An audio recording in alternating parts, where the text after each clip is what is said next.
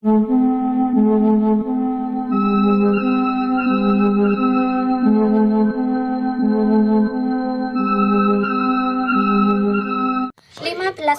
tahun 1912 adalah hari naas yang terekam selamanya. Tak hanya dalam ingatan guys, tapi juga diabadikan dalam sinema.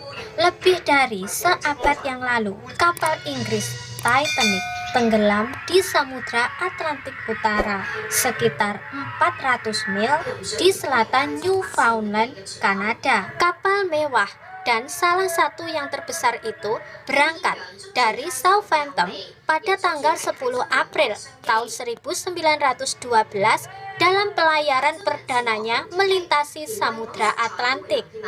Titanic dirancang oleh pembuat kapal Irlandia bernama William Peary di Belfast dan dianggap sebagai kapal tercepat di dunia. Kapal ini membentang 883 kaki atau sekitar 270 meter dari buritan ke haluan. Dengan lambungnya dibagi menjadi 16 kompartemen yang dianggap sebagai kedap air. Sementara 4 dari kompartemen ini dapat tergenang air tanpa menyebabkan kehilangan daya apung yang kritis. Inilah alasan kenapa Titanic dianggap sebagai kapal yang tidak dapat tenggelam. Dilihat dari buku sejarah guys, pada perjalanan pertamanya melintasi rute Atlantik yang sangat menantang ini, kapal Titanic tersebut membawa sekitar 2.200 penumpang dan awak kapal. Setelah berhenti di Cherbourg, Prancis, dan Queenstown, Irlandia untuk mengambil beberapa penumpang terakhir, kapal besar itu akhirnya berangkat dengan kecepatan penuh ke New York City. Namun, sebelum tengah malam, yaitu tepatnya pada tanggal 14 April, RSM Titanic gagal menghindari gunung es dan memecahkan setidaknya 5 kompartemen lambungnya. Kompartemen Titanic yang tidak ditutup mengakibatkan air dari kompartemen yang pecah memenuhi setiap kompartemen berikutnya. Hal inilah yang menyebabkan haluan tenggelam. Kekurangan skoci dan kurangnya prosedur darurat yang memadai menyebabkan lebih dari 1.500 orang tenggelam di dalam kapal yang tenggelam atau mati beku di perairan Atlantik Utara yang dingin. Sebagian besar 700 orang yang selamat adalah wanita dan anak-anak. Sejumlah warga Amerika dan Inggris meninggal dalam tragedi itu, termasuk jurnalis Inggris terkenal William Thomas Stead dan pewaris kekayaan Strauss, Astor, dan Guggenheim. 1 jam 20 menit setelah Titanic tenggelam, kapal Cunard Carpathia tiba. Orang-orang yang selamat di Skoci dibawa ke atas kapal dan segelintir lainnya ditarik keluar dari air. Belakangan diketahui bahwa kapal Leyland Californian berada kurang dari 20 mil jauhnya pada saat kecelakaan itu. Akan tetapi, gagal mendengar sinyal mara bahaya dari kapal Titanic karena disebabkan operator radionya yang sedang tidak bertugas. Sejak awal, beberapa orang ini menyalahkan nahkoda Titanic yang bernama Kapten E.J. Smith karena mengarungi dengan kapal tersebut dengan berkecepatan tinggi, yaitu 22 knot melalui perairan yang sangat deras di Atlantik Utara. Beberapa ini menyebutkan dan percaya bahwasanya Kapten Smith ini berusaha memperbaiki waktu penyeberangan kapal sebelumnya, yaitu Olympic.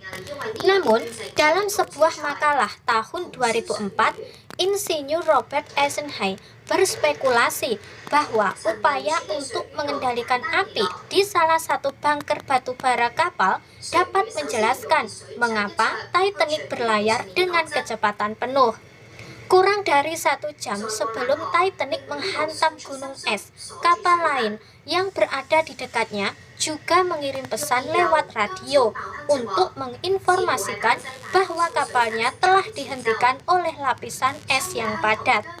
Tetapi karena peringatan itu tidak dimulai dengan awalan MSG atau Master Service Grant yang mengharuskan kapten untuk langsung menerima pesan tersebut, operator radio Titanic Jack Phillips menganggap peringatan kapal lain itu tidak mendesak.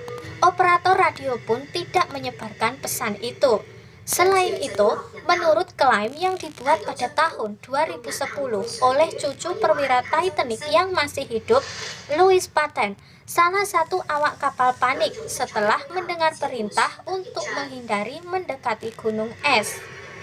Karena kapal pada saat itu beroperasi dengan dua sistem perintah kemudi yang berbeda, dia menjadi bingung dan berbelok ke arah yang salah.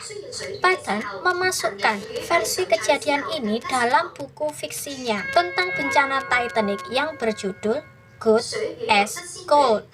Pada tahun 1985, ketika ekspedisi Amerika-Prancis akhirnya menemukan bangkai kapal bersejarah tersebut, para peneliti ini menemukan adanya pertentangan dengan temuan sebelumnya. Disebutkan bahwa Titanic tidak tenggelam dalam keadaan utuh setelah menabrak gunung es, tetapi telah pecah di permukaan laut. Ilmuwan material Tim Foucault dan Jennifer Hooper McCarthy menyalahkan lebih dari 3 juta paku keling yang menyatukan plat baja lambung. Mereka memeriksa paku keling yang dibawa dari bangkai kapal dan menemukan paku itu mengandung konsentrasi tinggi terak, residu peleburan yang dapat membuat logam terbelah. Hal ini mungkin telah melemahkan bagian lambung Titanic yang menabrak gunung es sehingga menyebabkannya pecah saat benturan. Selanjutnya, dua studi yang dilakukan sekitar peringatan 100 tahun bencana Titanic yaitu pada tahun 2012 menunjukkan bahwa alam memainkan peran kunci dalam nasib kapal tersebut. Studi pertama menyebutkan bumi sangat dekat dengan bulan dan matahari pada tahun itu. Hal ini meningkatkan tarikan gravitasi mereka di lautan dan menghasilkan rekor pasang surut. Selain itu, menyebabkan peningkatan jumlah es yang mengapung di Atlantik Utara sekitar waktu tenggelam. Sementara, studi kedua menuliskan kondisi atmosfer pada malam bencana mungkin telah menyebabkan fenomena yang disebut superrefraksi. Penekukan cahaya ini dapat menciptakan fata morgana atau ilusi optik yang mencegah pengintai Titanic untuk melihat gunung es dengan jelas. Banyaknya korban jiwa yang meninggal mungkin dapat dihindari jika kapal tersebut membawa skoci yang cukup untuk penumpang dan awak kapal. Namun faktanya, Titanic hanya membawa 20 skoci dengan kapasitas total 1.178 orang.